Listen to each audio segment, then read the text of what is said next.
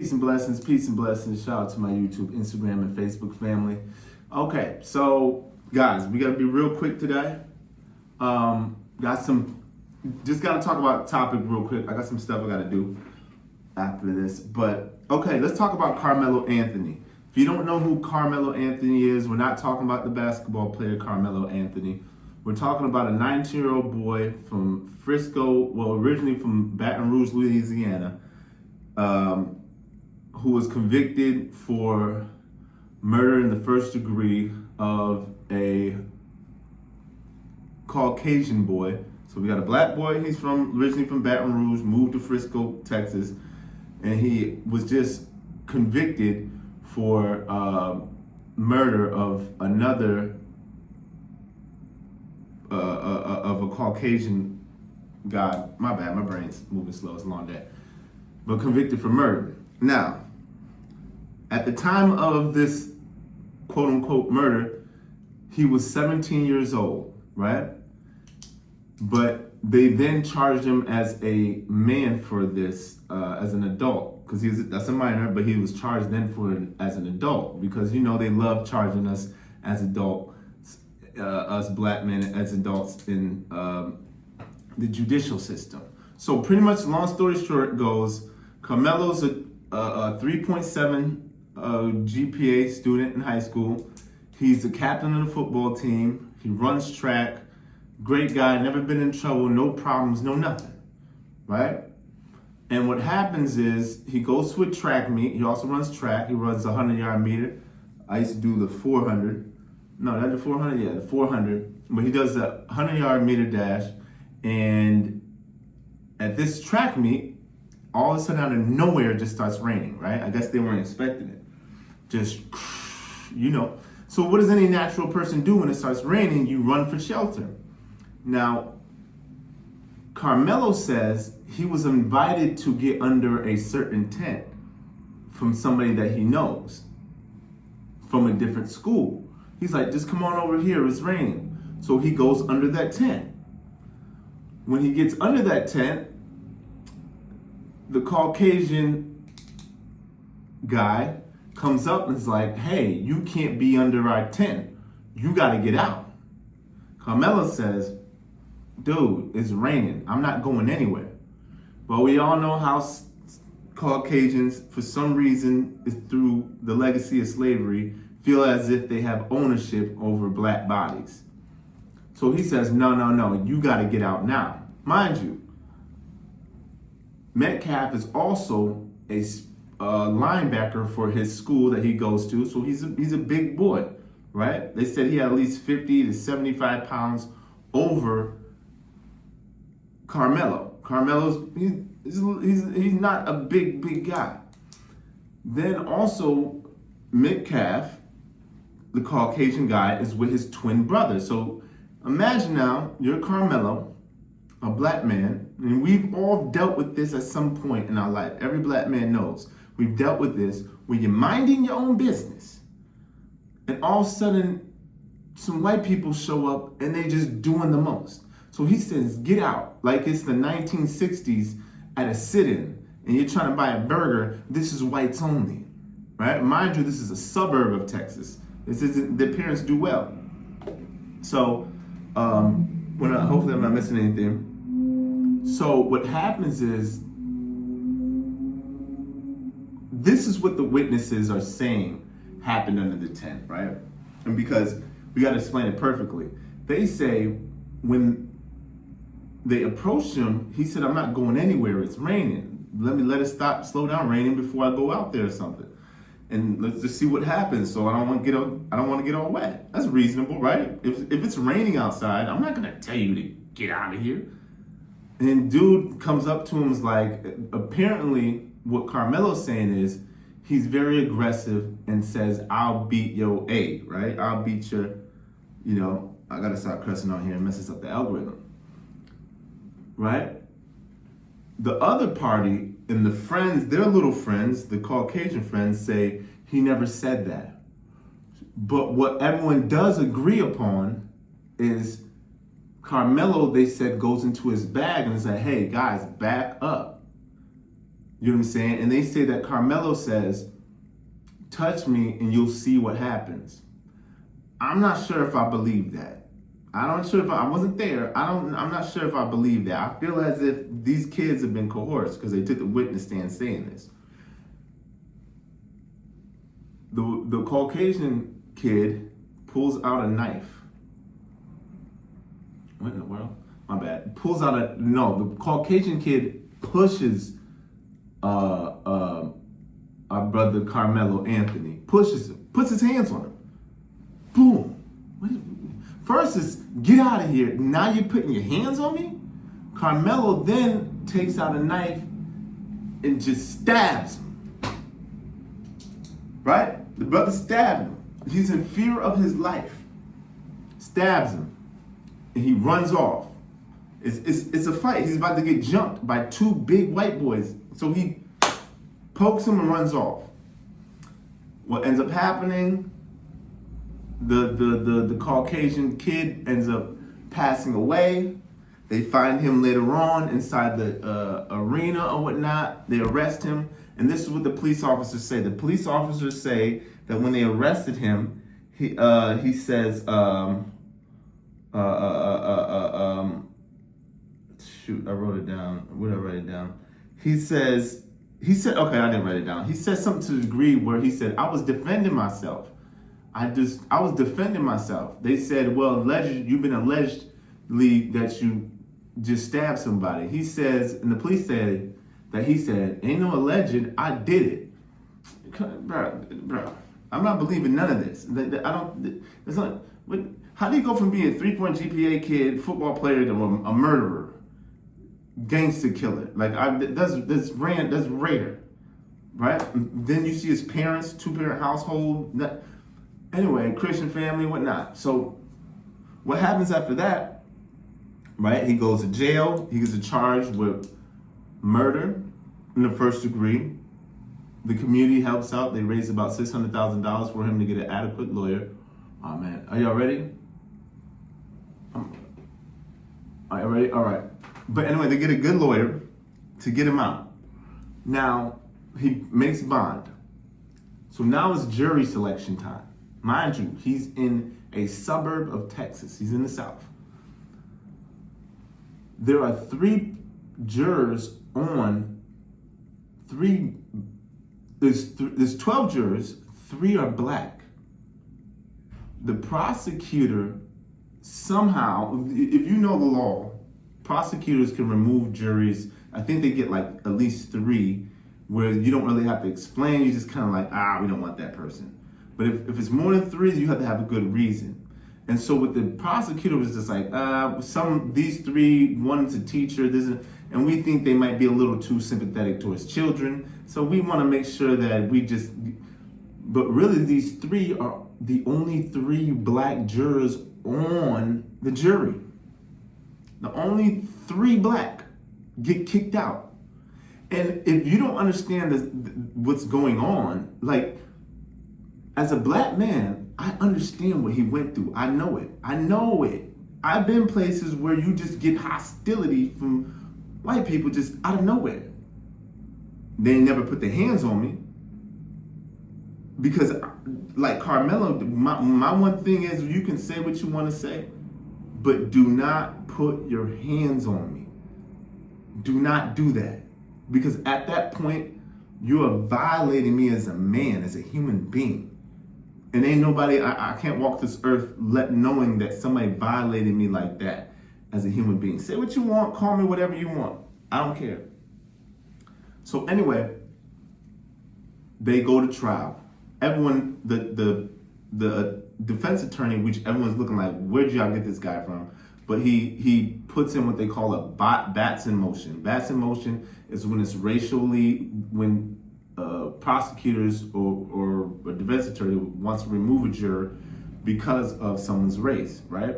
And this was a Batson rule because there's a case before where this happened to a guy who, I think it was a black guy who was being accused of a murder, and he didn't do it, but it was an all-white juror, and they went up to Supreme Court, and they were like, okay, you You can't do that. You can't literally be removing all the black people just because you know they're gonna have some empathetic views towards them.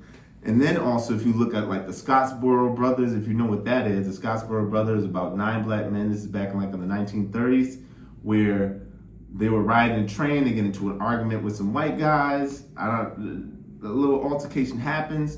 And then all of a sudden, they run to the conductor and they tell the conductor, "Hey, these black guys beat me up and this and this." They go to jail. Then all of a sudden, 2 Caucasian girls show up and say that these black men also raped us, right? Which wasn't true, and they end up serving life in prison. In fact, in the case with the Scottsboro Brothers, one of the Caucasian girls during that time said she made it up on the stand, and then later on in life, when the other European girls said that she made it up, and they feel bad because they destroy people's lives. Then we also have right.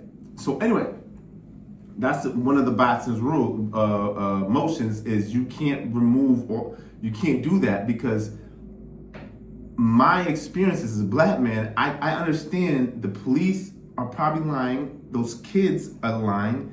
They're saying that he's the aggressor. How is he the aggressor when he's the one getting pushed? He's the one he's not there to start a problem. He's been invited to get under the tent. Next, right? So what ends up happening is they go to trial. It's everyone's outraged. You're like, what's happening? Y'all literally remove all, right? They find him guilty for murder. Now, they had the option to do murder, or they had an option to do manslaughter. I don't know how Texas works, the judicial system. I'm not a lawyer, but the all-white jurors said murder. Now, then the sentencing time comes. They give him 35 years. 19-year-old kid. This happened when he was 17. 35 years in the penitentiary. After having a 3.7 GPA, the captain of the football team, he had scholarships being thrown at him. Outstanding student, and what do you labeled him a murderer? They even had the option to do what they call sudden passion, where they can say, I think it was sudden passion, give him like 10 to 20. But they had no remorse for him. It was racially incentivized. Look at Rick Chow, the Chinese guy that shot a 14-year-old black kid, saying that he was stealing water out of his store. I guess the kid also had a firearm. We're not 100% sure about that. I don't believe that. But he had they saying he had a firearm, he threw it. I think they threw it. And then they chased him for 400 feet, and then shot him in his back. And then the Chinese guy said, I was in fear for my life. He goes to court, acquitted. Same thing with Kyle Rittenhouse. Remember Kyle Rittenhouse did the BLM protest? He goes down to, where is it, in Portland, I believe. And they're having a protest, they're tearing the city up. He literally comes from another state with a gun from another state to Portland to protect someone's property, right? They're rioting. He goes to the riot. They're riding like down 2-3 blocks. He runs to, hey guys, stop. Some guy's going at him. He pulls out a gun, shoots him. He gets acquitted. Self-defense. But we're talking about a 17-year-old black boy in some suburb of Texas where we know it's more whites than black. And he has 2 giant white boys, football players, towering over him, talking about get out of here. And they push him. Honestly, if that was my son, my little brother, or whatever, I wouldn't told him to do anything different. I'm like, I would tell myself, don't let any man put any hands on you. They can say whatever they want, but when it comes to when they put the hands, see what it is, and I'm gonna get out of here real soon. What it is that conviction was pretty much trying to tell every black man, black boy, black male, you have no rights. Read the Dred Scott rules. There are no rights that the black man has that the white man has to respect. If you read the Dred Scott and that whole decision, there's no rights. So that means they're trying to tell you, if a white man comes up to you and physically assaults you, you cannot stand for yourself. You're supposed to stand there and take it. And I'm gonna tell you one thing with me is I'm a very cordial person, but you will not put your hands on me. This is not the 1920s, period. This is 2026. How are you're gonna label this young man a murderer? Now he's fighting for his life. 35 years. You went from high school scholarships, no records, no suspensions, no perfect kid. You attack him. Those other kids under that tent, right? Because we've seen this throughout history. This is how it always happens. Emmett Till, the white lady said, "Oh, he whistled at me." So in the middle of the night, these crackers rode down to his family's house, snatch him out of his house, beat him, blow his head off with a shotgun, throw him in a river. We find out 20, 30, 40 years later that he never whistled at her. It was a lie. We know how these these Caucasians can be. And what they're saying is the statements that those kids made that night and that the police came, they said that kid Metcalf was the aggressor. He kept on pushing him and kept on messing with him. But I guarantee one thing though, in Texas, I guarantee those parents got to those kids and they said, "Hey, no, we need to get justice for my son." You're gonna say that how is he the aggressor when he's invited to get under the tent, to get out the rain? Two people walk over and push him. So you're trying to tell me they're blaming him for not walking away. They're blaming him for not being a coward. They said, "You're a black boy. You need to be a coward. Walk away. Don't stand up for yourself." 2026. Look at this trash. This garbage. 2026. And these Europeans, these Caucasians.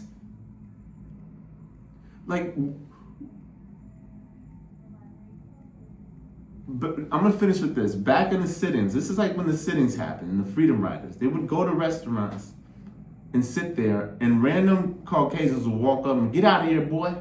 Get out of here, boy." And they say, "No, I'm not doing that. I just want a burger." All he's saying is, "I want to stay out the rain."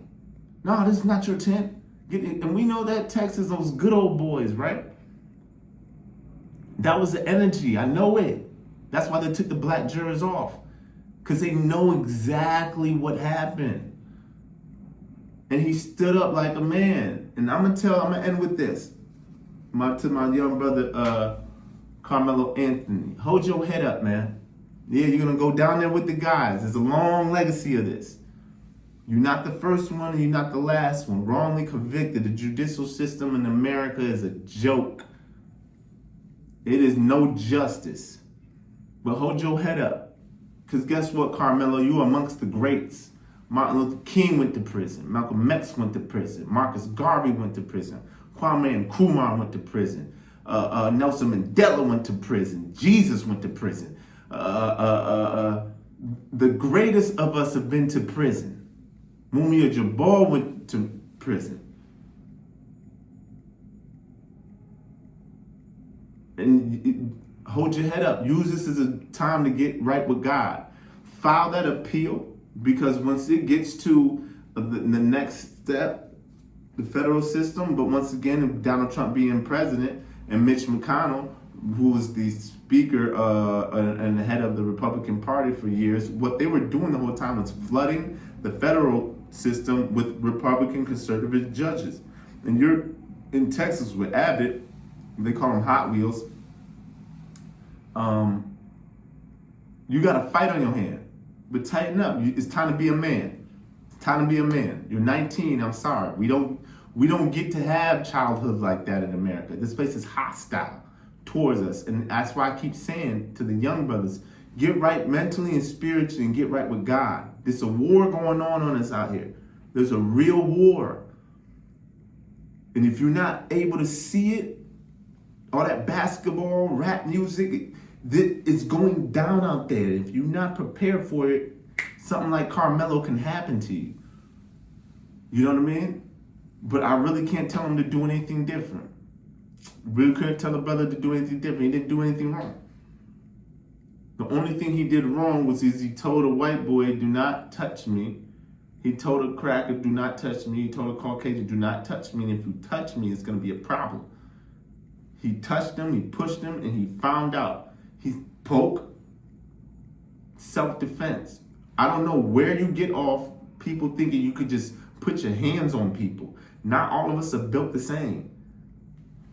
He probably done that picked on a couple kids. And then also, we're hearing now that dude Metcalf has allegations of rape. Before this, we heard that the Caucasian kid, allegations of rape, allegations that he was a school bully. He was not a good kid. That's the allegations. None of that was allowed to be brought into court. And that's also why they took the black jurors out, once again, which is the foundation of their appeal. Because if I'm on that jury, I could see straight through those witnesses. They're lying. Why does a kid who has a 3.7 in high school, all these scholarships, all of a sudden just one day, no, I want to stab and kill somebody? What are you talking about? It's because he's black. It's easy to believe he's black. Oh yeah, it's easy to believe it because he's black. That's plainly what it is. And if I was on a jury, I would have said, how comes their statements changed from the night of the arrest, where it seems like they were kind of saying that dude Metcalf, the kid Metcalf, was pushing it. Then time goes past. Then all of a sudden, these kids are sounding like robots. That's what I'm hearing from the people inside the courthouse. It's like they all have the same story because someone got to them and said, no, we're going to paint this. Modern day lynching, guys. Modern day lynching in 2026. They lynched the brother. Took his whole life. Hold your head up, Karmelo. Sorry this had to happen to you, but welcome to the world. You know what I'm saying? And to the rest of the young brothers, I need y'all to wake up earlier. Y'all, it's like almost to the point to where y'all don't grow up until you're like 27.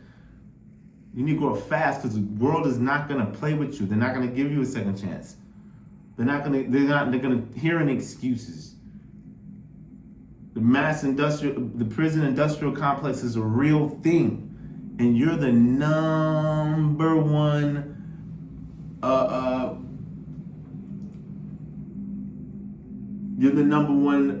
person that's gonna have to deal with that in this country.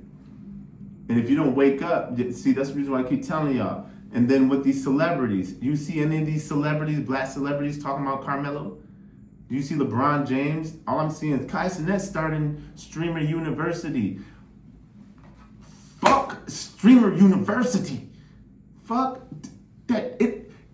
There's a real world out here, and it's going down. It's going down. I'm gonna need y'all brothers to tighten up. Then right after the NBA ends, Kai Cenat's dropping Streamer University. We got a midterm happening in November. Pay attention. We don't have the luxury not to pay attention. It affects us in real ways. Look at Karmelo. 35 years, he went from a 3.7 GPA scholarships to prison. Good Lord.